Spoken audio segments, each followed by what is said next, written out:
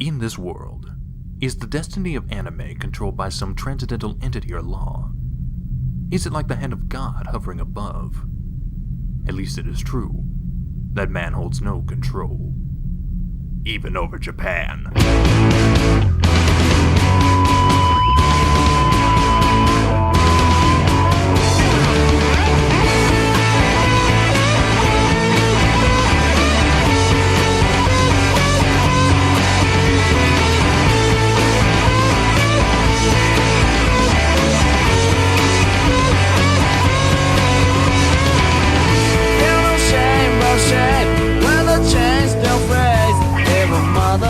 Show you another way. So put your glasses on. Put your glasses on. Put your glasses on.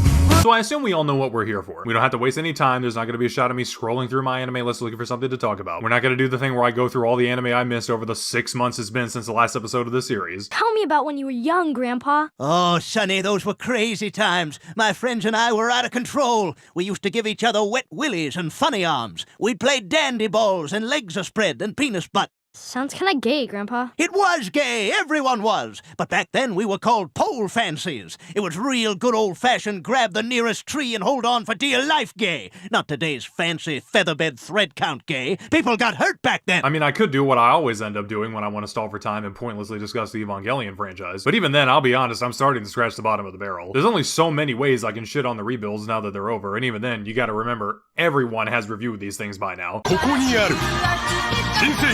A franchise based entirely off this face. See, this one's a classic. They knew what they were doing. First one's got the face. Second one got away from the face. You can't get away from the face. Third one didn't have the face, and that's why Jonathan Taylor Thomas, or whoever the fuck this is, didn't have such a good time. Around number 4, they realized what they were doing wrong. They got the face back, got the face going, ratings skyrocketed. But see, the problem with this one, they got earnest in this one. I mean, what are they trying to do? Bring him back from the dead? That's disrespectful.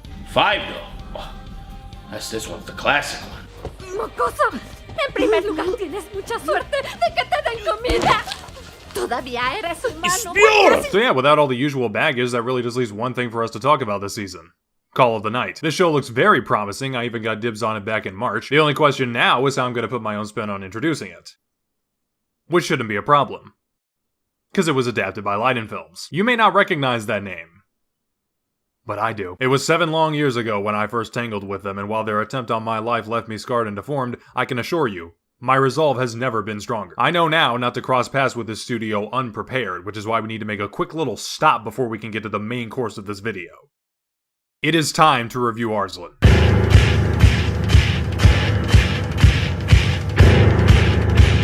So when I was a teenager, I went through that phase where I wanted to kill myself, but I didn't go through with it right away. I decided to give life one last chance. I picked a single anime at random. If it was bad, I'd pull the trigger. If it wasn't, I'd never consider it again.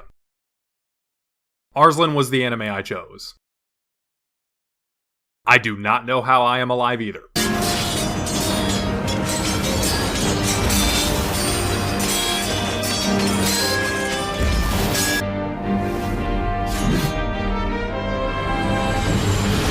Now, I know that looks bad, but it should be said that Leiden Films themselves didn't do the CG for this show, so we're in the clear for the moment. The actual culprit here is Sanzigen. Needless to say, these guys need to be laughed out of their industry. If I ever had an animation studio, the last thing I would ever do was outsource to these guys of all people. Like, that would probably be the single stupidest decision you could make as a human being. In fact, anyone who would even consider doing that needs to be exiled from ever making anime again. Arslan at its heart is pretty much just another one of those Game of Thrones the anime type shows.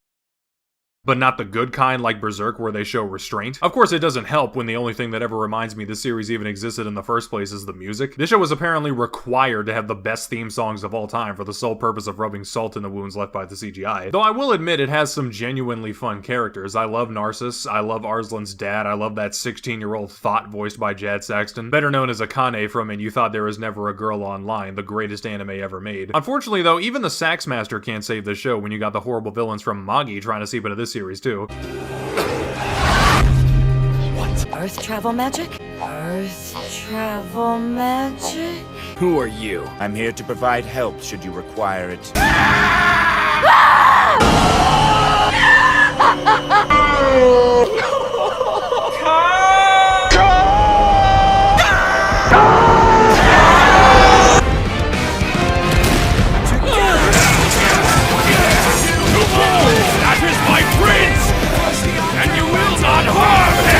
Honestly, I can handle Berserk, I can handle Game of Thrones, but ripping off Magi, that's hitting below the belt. Who the fuck wrote this anyway?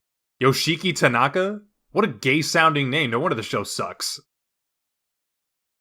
But does that say 1980? As I was saying, Arslan is a masterpiece that went on to inspire so many works. It's honestly one of the most influential things ever made. And it goes to show how much integrity Leiden Films carries by trying to introduce a new generation of anime fans to this classic story of political intrigue and religious commentary. Most importantly, you really get a sense of how much respect they have for the source material. Take this shot for example. It's an interior pan of a stable with a moving CG horse that could have just been a still two-dimensional horse like the one right the fuck next to it, and literally no one would have cared. But what's so great about this scene is that it does an amazing job of conveying that I'm gonna have to quit anime, aren't I?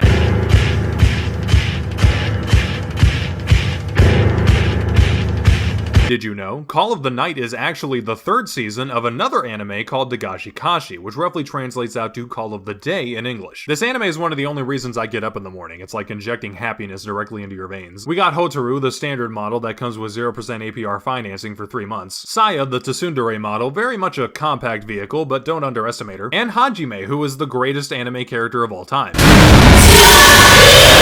Also, Dale from King of the Hill is in this show. He's like a 2001 Saturn S series. There's no plot or anything. Once you've seen what the characters look like, you've effectively watched the whole series. And basically, Call of the Night is kind of the same deal. I wasn't kidding when I said it's the unofficial third season of Dagashi Kashi. I mean, just look at the characters. If I saw anyone else doing some shit like this, I'd be all over their ass, but Toriyama is just that good. Like, I can't believe I'm saying this, but I can feel Steve Harvey's curse mark fading away from my neck as we speak. Japan has officially made a good new anime in the post-Promised Neverland Season 1 era. The entire purpose of this series has finally been fulfilled.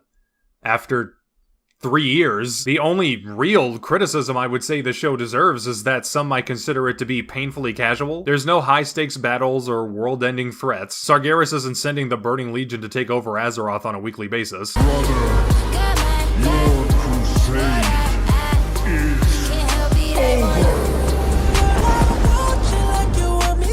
It's a vampire romance comedy. A good one, but not the kind of thing that's going to win any awards for groundbreaking storytelling. Again, not that there's anything wrong with that, although I would say to Toriyama, maybe venture further out from your comfort zone. You would be an amazing action-adventure comedy writer. The thing is, though, this isn't necessarily the time to celebrate, since this just exposes a problem I've been trying to point out for a while now. Why is it that after every episode I've made of this series, Call of the Night is the saving grace of anime? Turn back the clock 10 years, and this would have just been some random shit to kill time with until a new episode of your favorite isekai anime was out. Back when that was a hit new genre that never felt like it was gonna get dated. Does anyone else find it a little suspicious that the majority of popular and high-quality new anime to come out over the past year or two have been romance or comedy-based? Maybe because they don't have monsters that are contractually obligated to be CG from now until the end of time. So what, is rom-com really the last bastion of traditional animation? Why, because you don't need fight scenes and it's just 90% people talking? Is Japan's resource pool really stretched so thin that we can't funnel animation and writing this good into the action department more often? No. They might want you to think that, but no. The problem here is a combination of terrible working conditions and mediocrity just being the new norm. Meaning one above-average manga getting adapted correctly per season is pretty much the best we can hope for now. Oh, and God forbid it's an action series. If so, take that once per season and turn it into once per year. Of course, all this just loops back into the basic flaw with anime seasons. See all these other shows that don't matter at all? They still required an entire studio to make. Really stop and think about that for a minute. A small army of people wasted months of their lives in order to create My Stepmom's Daughter Is My Ex. But here's a crazy idea, right? Instead of doing that, how about we just make like 3 anime every season?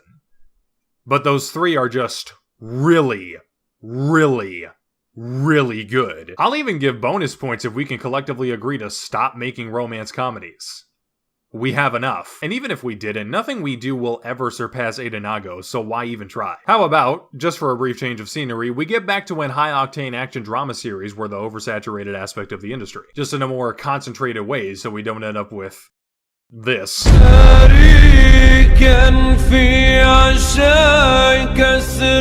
Get more studios to work together so animation doesn't have to be outsourced to 3D CG hack fraud so goddamn often. Think about what we could accomplish. Imagine, if you will, a world where Berserk has a good adaptation that goes on for more than one season. Even as I was scripting this, they literally brought Kento Maira back from the dead to finish the manga for the sole purpose of no one having any excuses for not adapting it when he's done. But no, by all means, Japan, don't take my advice. Continue to foster a world where I'm only ever hyped for fan animations on YouTube or Twitter because you refuse to properly continue the legacy left by the 1990s. Keep giving me infinite material for the series. I don't care anymore. As with my last video, I am done taking the anime industry seriously. If you want to tell a long-form, action-packed narrative, you'd be better off just making a story-driven video game or becoming an overly sexualized streamer. Which, by the way, is probably what I'm gonna end up doing. I was looking at the prices for thigh-high stockings and maid dresses on Amazon earlier, and when you really think about it, it's effectively an investment, so you can justify spending a little extra.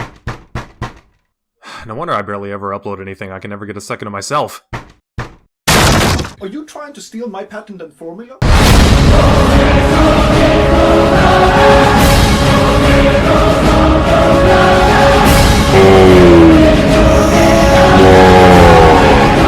Only I didn't say fudge. I said fuck. Oh, and Trappy Chan, if you're watching this, please stop taking dick pics where I can only see the midriff of your shaft.